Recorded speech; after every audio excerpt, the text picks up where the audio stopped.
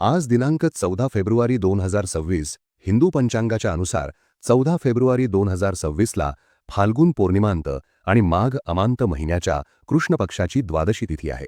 तर मित्रांनो, चला आजच्या महत्त्वपूर्ण 30 ठळक बातम्या पाहूया. नमो शेतकरी महासन्मान निधीचा हप्ता खात्यात जमा. मंत्रिमंडळ बैठकीनंतर राज्यातील शेतकऱ्यांसाठी मोठी दिलासादायक बातमी समोर आली आहे. नमो शेतकरी महासन्मान निधी योजनेचा हप्ता एका क्लिकवर शेतकऱ्यांच्या बँक खात्यात जमा करण्यात आल्याची माहिती मिळत आहे.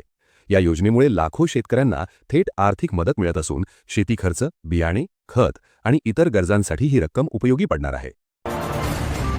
शेतकरी कर्जमाफी योजनेला वेग.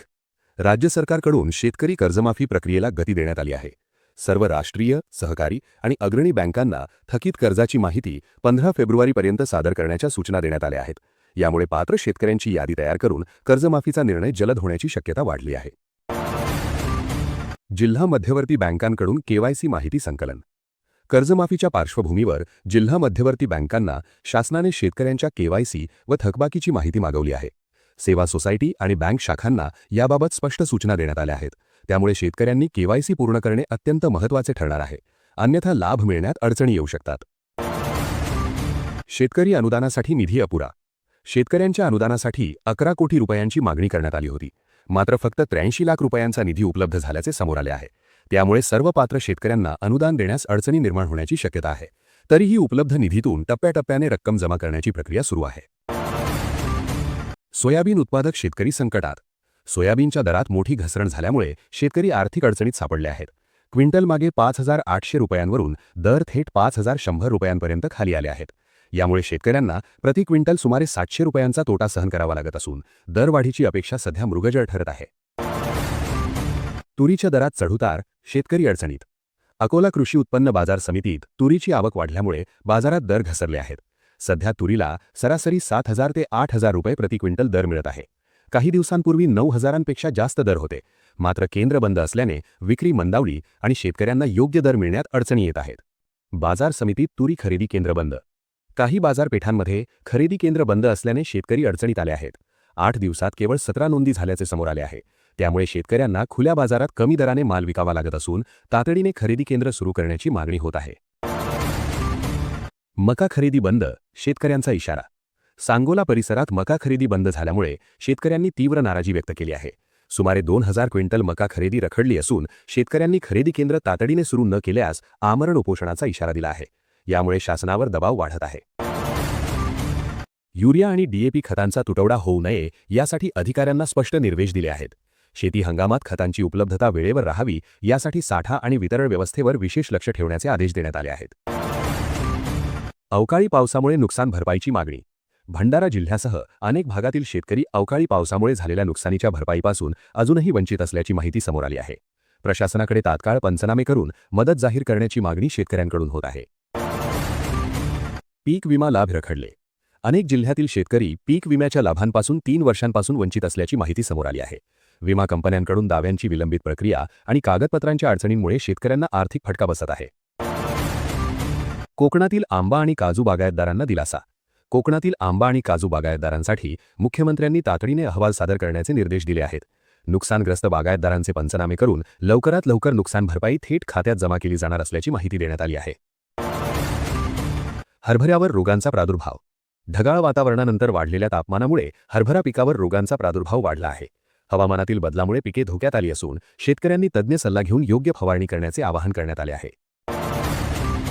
शेतमालाच्या भावात घसरण.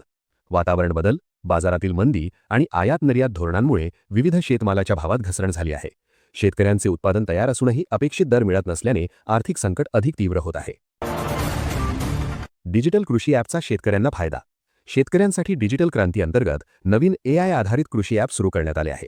जिल्ह्यातील हजारो शेतकऱ्यांच्या मोबाईलमध्ये हे ॲप उपलब्ध होणार आहे. हवामान, बाजारभाव, पीक सल्ला आणि सरकारी योजनांची माहिती वेळेवर मिळणार आहे. भावांतर योजना लागू करण्याची मागणी. राज्यसभेत खासदार अशोकराव चव्हाण यांनी महाराष्ट्रात भावांतर योजना लागू करण्याची मागणी केली आहे. बाजारभाव घसरल्यास शेतकऱ्यांना हमी भावाचा फरक सरकारने द्यावा अशी भूमिका मांडण्यात आली आहे. तुती लागवडीसाठी नोंदणी सूचना. तुती लागवड करणाऱ्या शेतकऱ्यांना 5 मार्चपर्यंत नोंदणी करण्याच्या सूचना देण्यात आल्या आहेत. रेशीम उद्योगाशी संबंधित शेतकऱ्यांना अनुदान आणि तांत्रिक मार्गदर्शन देण्यासाठी ही प्रक्रिया आवश्यक ठरणार आहे. जमीन महसूल कायद्यात सुधारणा. जमीन महसूल कायद्यात महत्त्वाची सुधारणा करण्यात आली असून काही प्रकरणांमध्ये बिगर कृषी परवानगीची गरज कमी करण्यात आली आहे. यामुळे शेतकऱ्यांना जमिनीच्या वापरासंदर्भात प्रशासकीय प्रक्रिया सुलभ होणार आहे. शेतकऱ्यांच्या थकबाकीची माहिती संकलन सुरू. जिल्हा बँकांकडील 73,000 थकबाकीदार शेतकऱ्यांची माहिती गोळा करण्याची प्रक्रिया सुरू झाली आहे. यामध्ये सुमारे 11,000 शेतकऱ्यांचे आधार तपशील अपूर्ण असल्याचे समोर आले आहे. त्यामुळे शेतकऱ्यांनी तातडीने कागदपत्रे अद्ययावत करणे आवश्यक आहे. सोयाबीन दर घसरणीमागे आंतरराष्ट्रीय कराराचा परिणाम. भारत-अमेरिका व्यापार करार आणि शुल्कातील बदलांचा परिणाम सोयाबीन दरावर झाल्याचे सांगितले जात आहे. क्विंटलमागे सुमारे 500 रुपयांची घसरण झाल्याने उत्पादक शेतकऱ्यांना मोठा आर्थिक फटका बसला आहे. लाडकी बहीण 1,500 रुपये केव्हा जमा होणार? लाडकी बहीण योजनेचे जानेवारी महिन्याचे 1,500 रुपये केव्हा जमा होणार याच्या प्रतीक्षेत पात्र लाभार्थी महिला आहेत. पण याबाबत अजून कोणतीही अधिकृत घोषणा करण्यात आली नाही. दर महिन्याला 7 तारखेच्या आसपास पैसे जमा करण्याची प्रक्रिया सुरू केली जाते. मात्र यावेळी अजूनपर्यंत याबाबत कोणता निर्णय घेण्यात आला नाही. त्यामुळे यावेळी पैसे मिळण्यास उशीर होण्याची शक्यता आहे. पंतप्रधान नरेंद्र मोदींनी शुक्रवारी सेवातीर्थ या नवीन प्रशासकीय इमारतीचे उद्घाटन केले, ज्यामध्ये पंतप्रधान कार्यालय, कॅबिनेट सचिवालय आणि राष्ट्रीय सुरक्षा सल्लागार परिषद सचिवालय अशी कार्यालये आहेत. पंतप्रधानांनी कर्तव्य भवन 1 आणि 2चेही उद्घाटन केले, जिथे अर्थ, संरक्षण, आरोग्य आणि कुटुंब कल्याण आणि शिक्षण यासारख्या महत्त्वाच्या मंत्रालयांची कार्यालये स्थलांतरित केली जाणार आहेत. न्यूझीलंडच्या एका यूट्यूबरने एक व्हिडिओ शेअर करत दाखवले आहे की पाकिस्तानात बंदी असली तरीही अभिनेता रणवीर सिंगच्या धुरंधर चित्रपटाच्या पायरेटेड प्रती कराचीमध्ये खुलेआम विकल्या जात आहेत. एका दुकानदाराला तो PKR 50 रुपयांना म्हणजे सुमारे 16 रुपयांना विकताना दिसून आला. दरम्यान हा चित्रपट प्रदर्शित झाल्यानंतर पाकिस्तानमध्ये नेटफ्लिक्सवर पहिल्या क्रमांकावर ट्रेंड करत होता. सोन्याचे भाव गेल्या 2 दिवसात तब्बल 5,000 घसरले आहेत. त्यामुळे मुंबईत आज 24 कॅरेट सोन्याचे प्रति 10 ग्रॅमसाठीचे भाव 1,55,000 रुपयांवर आले आहेत. तर 22 कॅरेट सोने 1,42,000 आणि 18 कॅरेट सोने 1,16,000 रुपयांवर आहेत.